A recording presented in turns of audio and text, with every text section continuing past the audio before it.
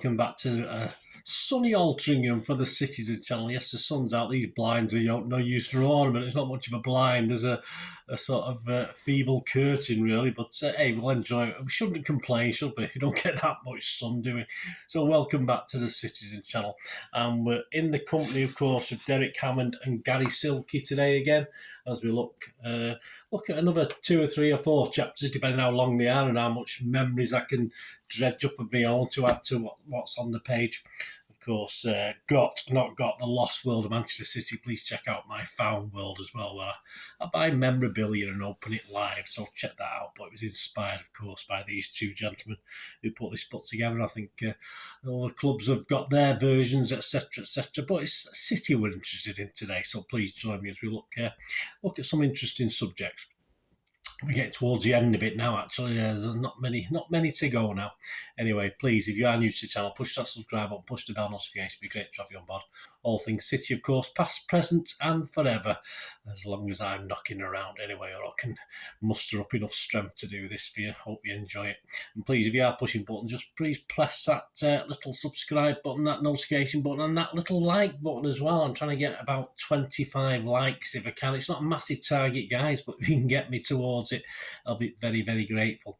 Right, let's have a look at this. Right, first of all, we're going to look at NASL, which was, of course, the North American Soccer League. So let's go over to Mr. Hammond and Silkie for this and see their comments. I'll add anything I can add to it. Sometimes I can't. Sometimes these things are on here and I have no idea, no memory of them whatsoever, which is certainly might be stuff today as well like that. But I do have memories of the NASL, that's for sure.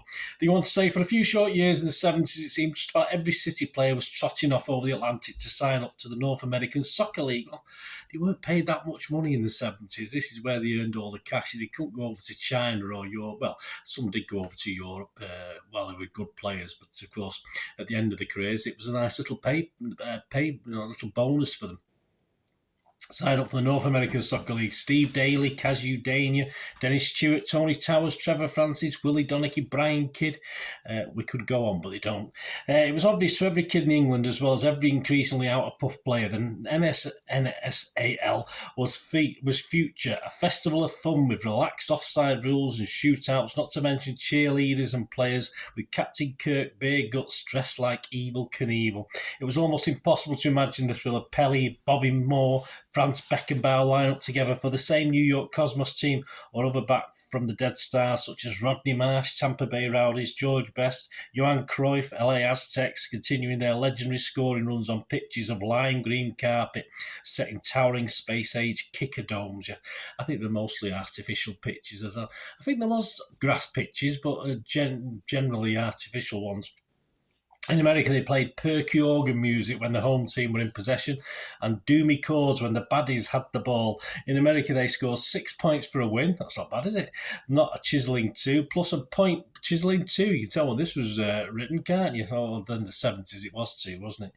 Not chiselling 2, plus a point per goal scored to a maximum of 3. Without doubt, the NSL hard sell worked just fine over here. It was just unfortunate for the PR men that America was over there and we were left with nothing to buy, nothing to watch, nothing to barbecue at half-time. As for the self-styled fannies, I think they're all about the fanny bags, aren't they?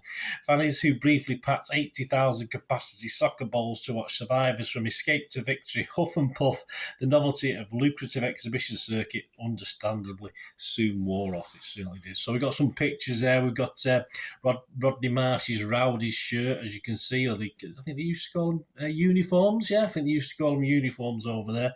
Dennis Stewart there, of course, of New York Cosmos. And interestingly enough, there's a programme there of Cosmos versus Manchester City from Wednesday, May the 21st, 1980, Giants Stadium, Meadowlands. If you go on YouTube and put that in, or look through YouTube, or on a search engine, you'll actually all the games there. It's quite funny because it's all the American commentary, and they do stop for adverts and things like this. So when the adverts are on, the game's obviously continuing, but you don't see it because of the adverts.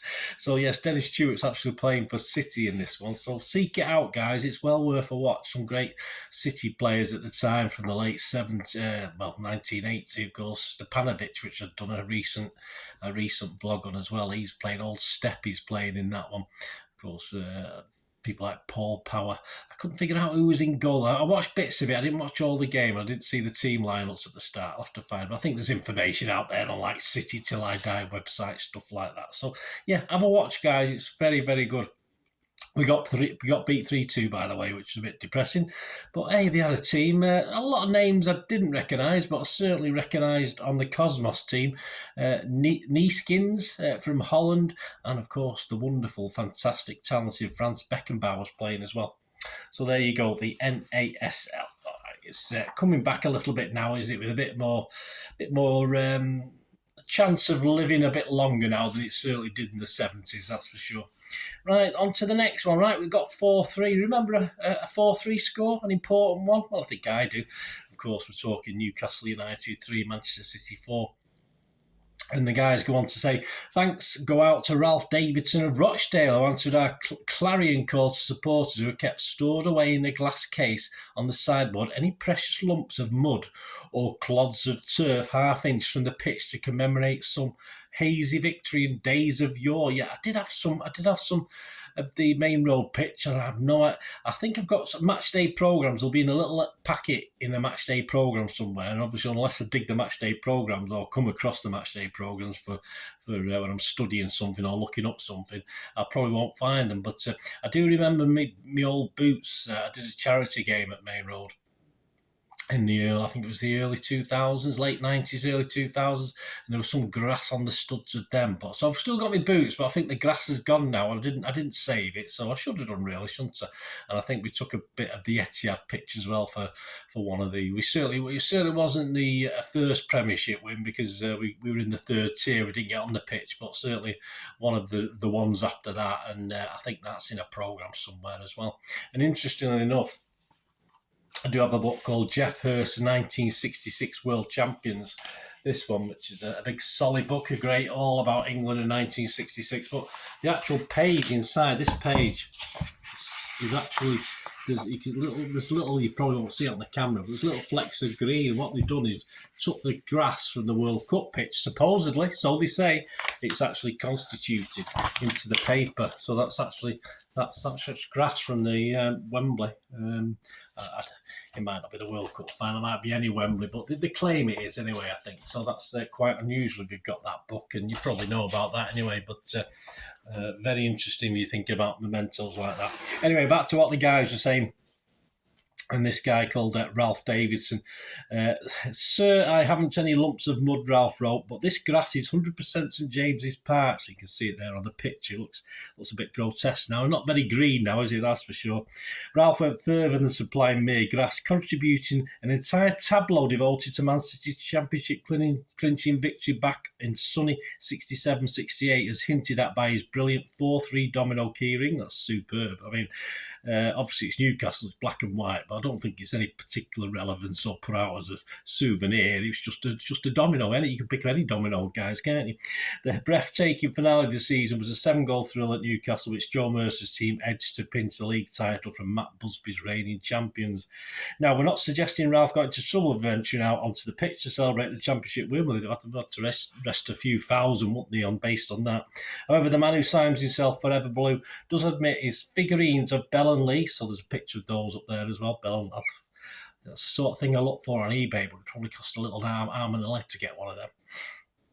Forever Blue does admit his figurines of Bell and Lee, who scored that day, were contracted out to be painted originally in one of the workshops at HMP Strangeways. Yeah, that's a worthy job, isn't it? I mean, having said that, if you're an United fan doing it, you would probably try to smudge it or something like that, wouldn't you?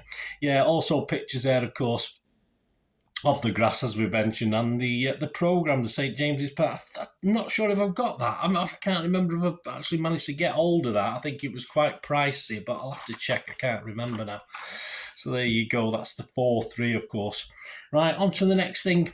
Colin Bell's crown. Now, I have got a piece on this somewhere. I think Gary Jane did something on it as well in one of the programmes. But this is what the guys say about the crown. There's a picture of the crown there.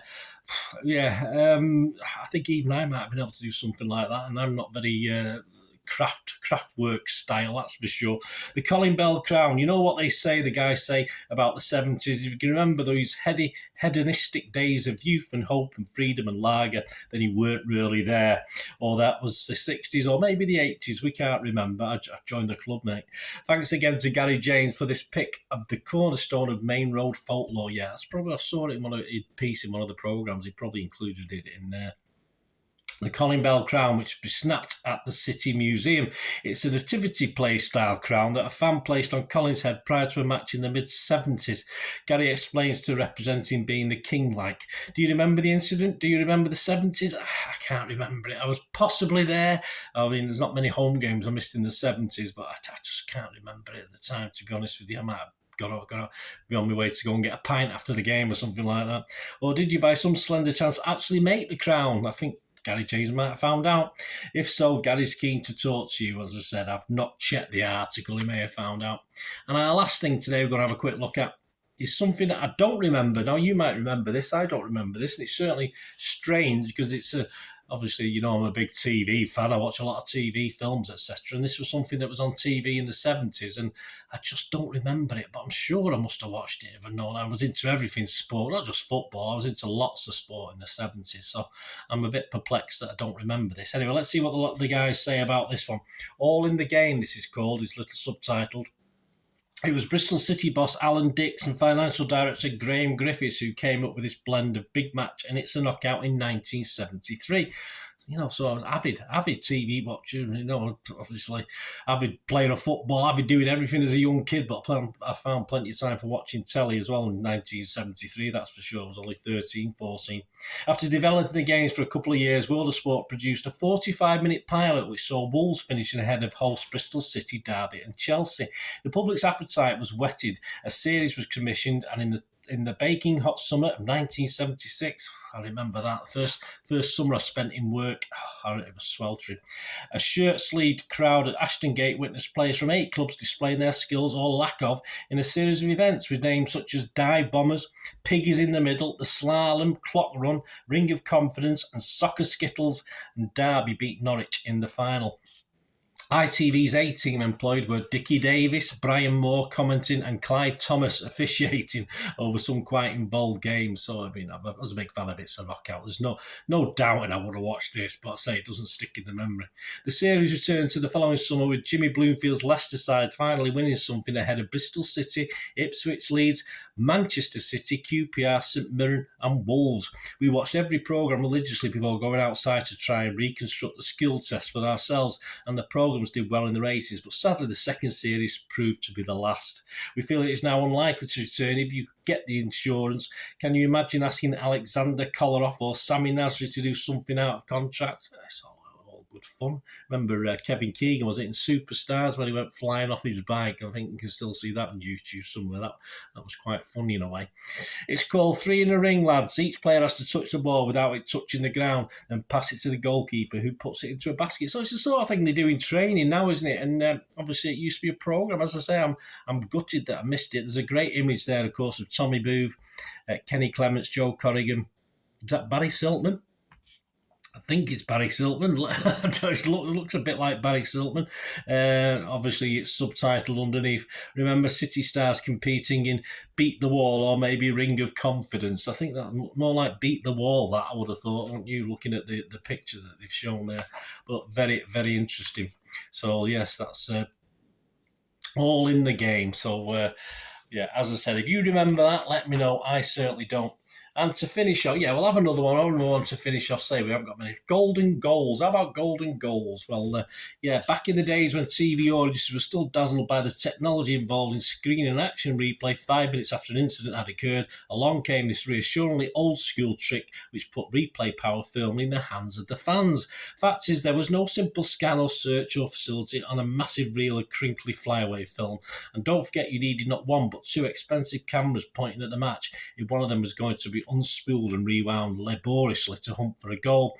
It was just as quick and far less palaver to make use of Cleveland filling stations. I didn't know anyone with cars. As I said, you probably used to watch my vlogs, so I never had uncles or relatives who had a car who could get me like these shell things and all this. I just didn't have them. I just didn't have any relatives with cars at all. But I missed out a lot, guys.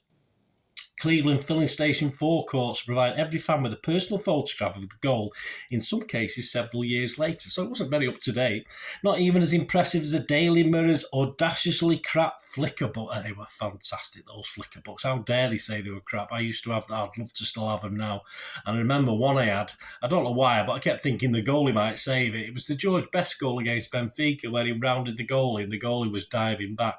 And I used to have it on a Flickr book and it showed the goal. And even though it was United, because I just loved these little Flickr books. There certainly wasn't any City goals, I don't think, in the Daily Mirror thing they did. So, but I did have that. So gutted. I'm sure they're available somewhere. I'm sure someone might have one, but it probably cost, an arm and a leg. Probably cost 2 arms and 2 legs.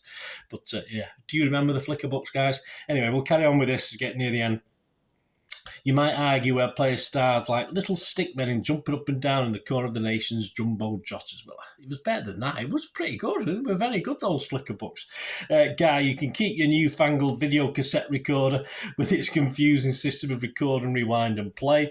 If it ain't bust, don't fix it. We say best stick with a decent, reliable and straightforward technology. So Golden Goals of the Cleveland, compiled by Jimmy Hill and Brian Moore. And I will tell you now, I have made a bid for this. Having seen this today and reading through it, I've made a bid on a certain website, so hopefully we'll have a copy of that. So if you watch my other little sister show to this, got the Fan World of Manchester City, you may see me open it in the coming future or very soon in the future. Well, there you go, guys. Some great, fantastic memories. My thanks, as always, to Derek Hammond and Gary Silkie. As I say, there's not much. We're up to about 120, page 120 now in the book, so there's not a lot more to go, but I hope you enjoy it, and please look back at some of the old ones I've put out as well. Thanks for watching. Hope it instilled or got you thinking about things and your memories, and that's what I do these history vlogs for, so people can remember their own little memories of stuff as well, which is all part of the fun of doing it, and I enjoy doing it. Hope you enjoy listening to it. Thanks for watching, guys. Please, until we meet again, and that's one thing, don't I? Please stay safe, Blues. Come on, City. Bye for now.